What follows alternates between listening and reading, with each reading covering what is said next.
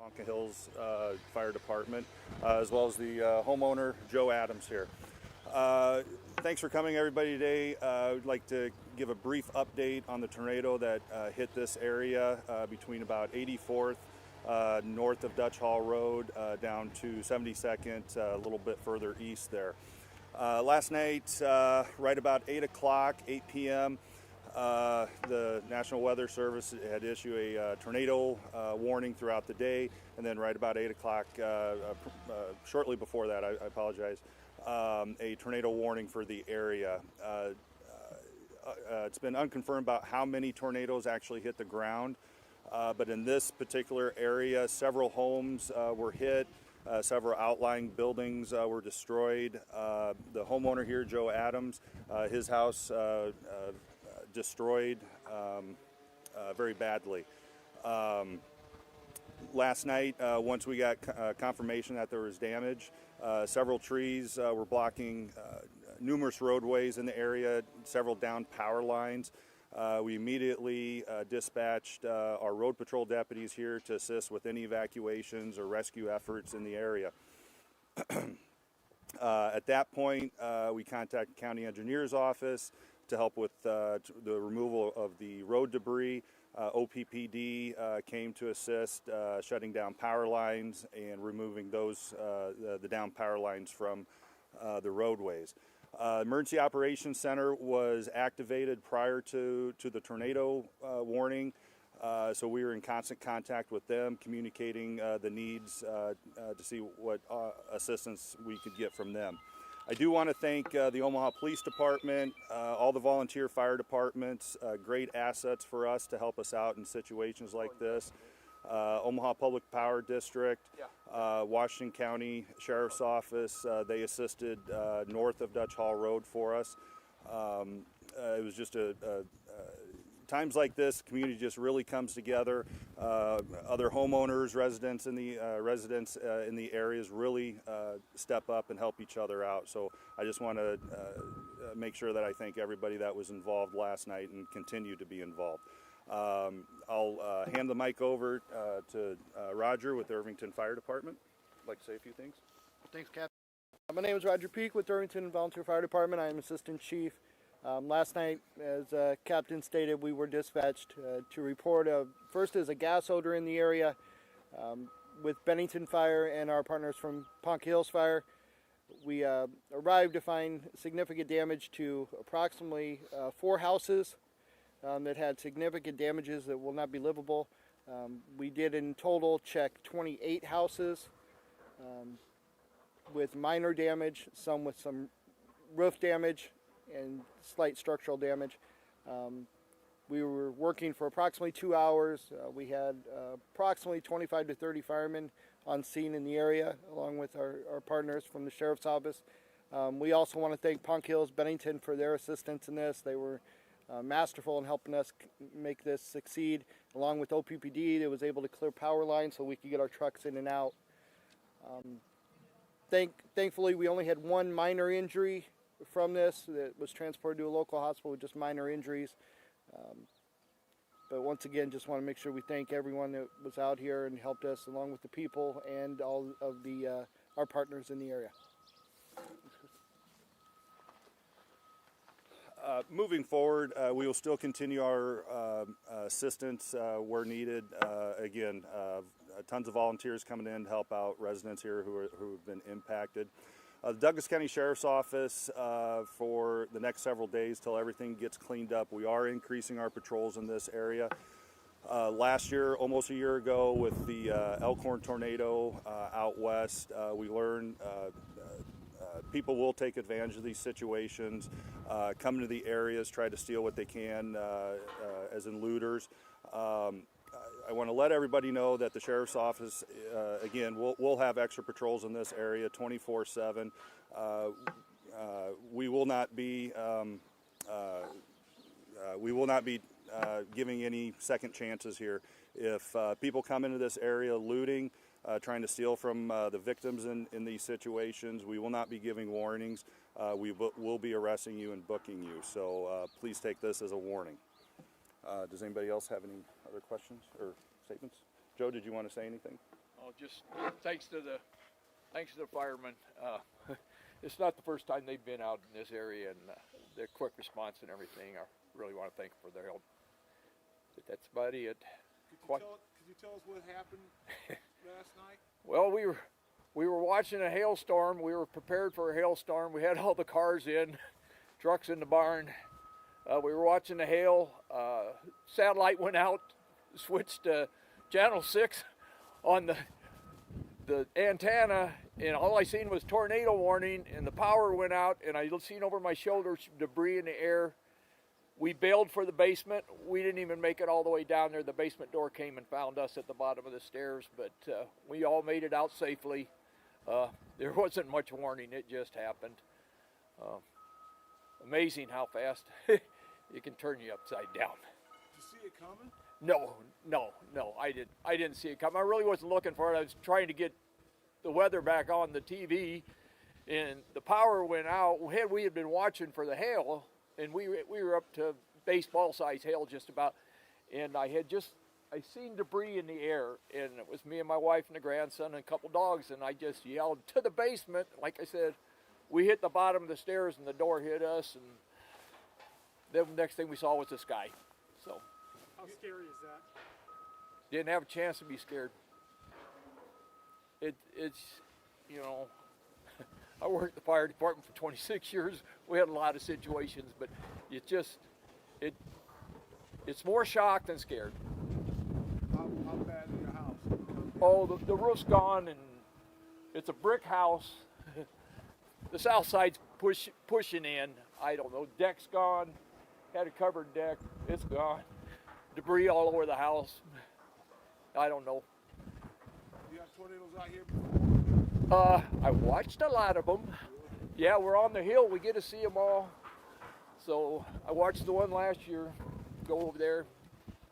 And it just so happened the guy at the bottom of the driveway, his wife, it was her mom's house up by Lakeland that got destroyed. One of the houses up there that got totally destroyed. Same situation. There was that big tornado, but no, we get to see them all. It's just the first one that found us. God bless, man. Hey, thank you. Any questions that we can answer? Yeah, I guess in this part of the county especially, it's, more spaced out, more rural, wooded areas, really dark, I'm sure, last night. What are kind of some of those challenges, I guess, to responding in these emergency situations in areas like this? Yeah, so it can be tough. You're out in the rural, unincorporated area of Douglas County. There's hardly any, if any, street lights. With the power being shut off last night or just not being on, really makes it difficult, especially when it comes to these residential areas. Most of these residential areas, they have their residents lit up pretty good at night. But when the power's out, whatnot, it makes it very difficult trying to find addresses and so forth. So we just take our time coming through the area and just going, driveway to driveway and checking out each property is the best that we can. Are you going to have deputies on each side on 84th Street overnight to stop people from coming in and looting? Yeah, in this immediate area, they're going to be on roving patrol, checking all the streets affected, residents affected in this area, 24/7 for the next several days until everything's cleaned up.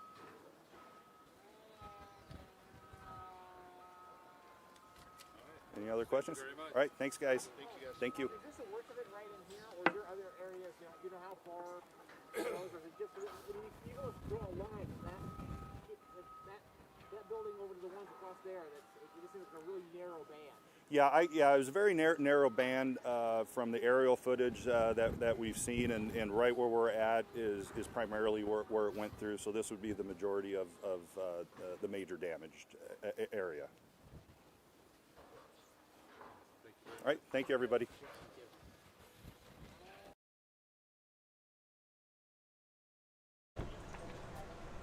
Hey everyone, Jacqueline Fernandez here at the Alert Center. Thank you so much for sticking with us this morning. We were just hearing from several people about the tornadic activity that took place last night, and this was a press press conference talking about the aftermath of that tornado that touched down in the Irvington area. If you just were with us watching, you could see the podium right in front there, and then just some of the damage behind that podium. This was very real, and this did impact several houses. I'm looking over my shoulder here. I did take some notes that I wanted to go over with you from top to bottom if you're just joining us now. So they were specifically talking about the tornado on 84th North Dutch Hall Road. The National Weather Service talked about this tornado warning a little bit before 8 o'clock at night. It's unconfirmed exactly how many tornadoes hit the ground, but we do know that several storms were hit. Joe Adams was the gentleman who you just saw speaking, whose home was completely destroyed. So we will get to what he said in just a moment here. But the captain did point out trees were blocking roadways, several down power lines out there. A lot of people did help with the rescue efforts. This is something that, you know, I'm starting to learn a lot about Omaha and the community here. People do step up and really help out. So that is the silver lining here. Now, OPPD was out there helping out. They shut down power lines and removed down lines from the roadways, again, ensuring everyone's safety. Emergency centers were open for emergency personnel. So those lines of communication, very important in situations like this one.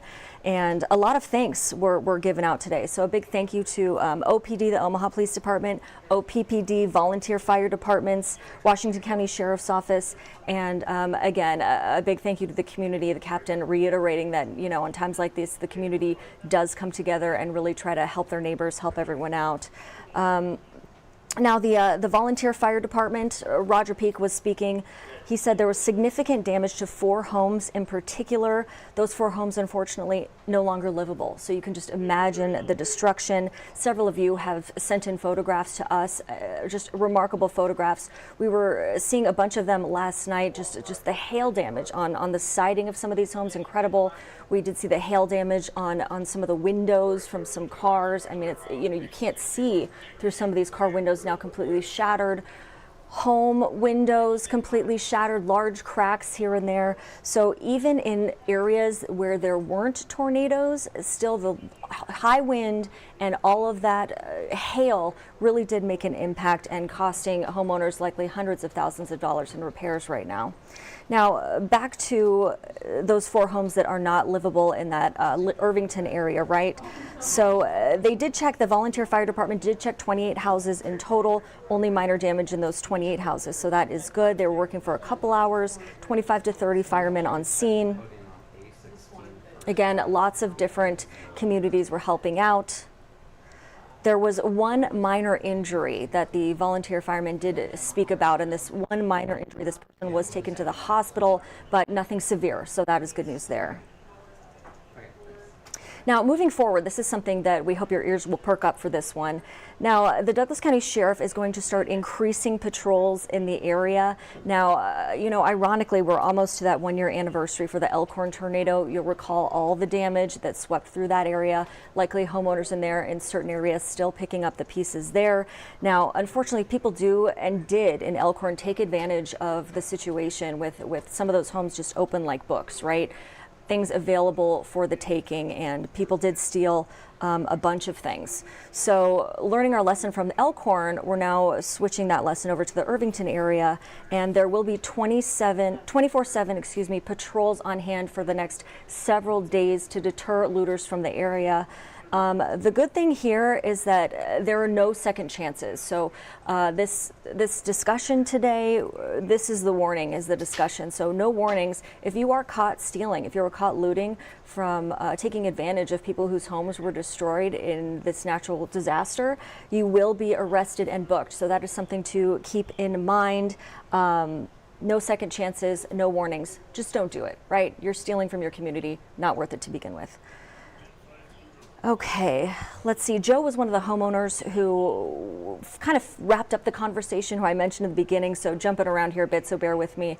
But he said, you know, he was watching the hailstorm, he was prepared. He is one of several people who did lose his home entirely. So he was sharing sharing his story with us with our cameras today.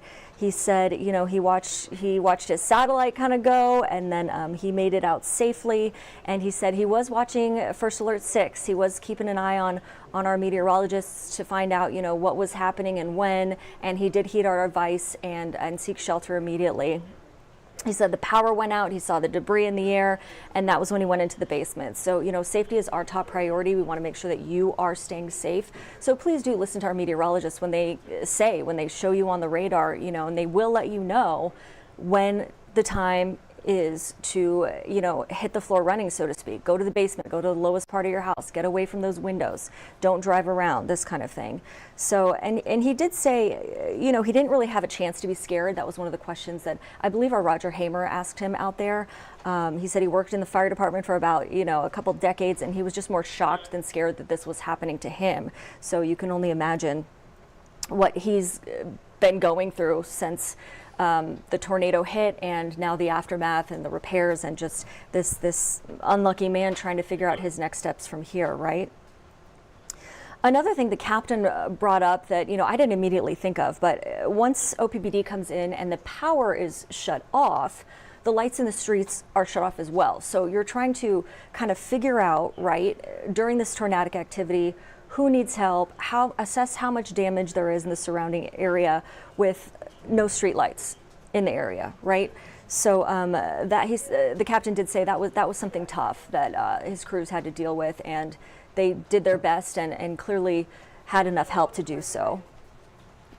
And again, just to reiterate, kind of before wrapping up here at the Alert Center, patrols will be on hand in the Irvington area for 24/7, 24 hours, 7 days a week for next several days. So there are no warnings. This is your warning right now here at the Alert Center. Do not go out there and loot. Do not steal anything. You will be booked and thrown into jail if you decide to do something like that. Again, we are taking this seriously after what happened last year, about a week from today, in the Elkhorn area when those tornadoes hit there. So this is breaking news for us here at First Alert 6. And of course, we will show you all of the damage. A lot of you, thankfully, have been showing us your photos of the damage from your home, your neighbor's home, your friends' homes. If you do have any photos that you want to share with us, please do head over to our website. I'm going to show you where that is right now. It's firstalert6.com. We do have this story that we're discussing right now about this briefing on the tornado damage on our website. And to submit photos, you can always do so on the bottom right-hand corner of our website. So it's down here. I'll leave that for you to kind of find. Now, taking a closer look at our weather today, okay, since clearly a lot of cleanup to do in certain areas as we discussed. But in Omaha, Nebraska, our current temperatures out there, you can see it's about 46 degrees. It feels like 38 though, so a lot colder than it was yesterday. Let's take a look at our 3-day here real quick. Okay, so our 3-day for Friday, the high is about 55 degrees, cloudy today, a bit humid. Then as we head into the weekend, Saturday looks like 61 degrees, partly cloudy, so that's kind of your day to get out if you ask me. And then Sunday, here in the greater metro, 51 degrees with rounds of rain on Easter Sunday. So if you are headed to church, maybe head out a little bit earlier so you can snag that parking spot that you want, and take an umbrella just to be safe. In the meantime, though, I will leave the details to our meteorologists as far as what our weather is looking like here in the Omaha area, and clearly in the outskirts as we assess the damage from last night's tornadoes.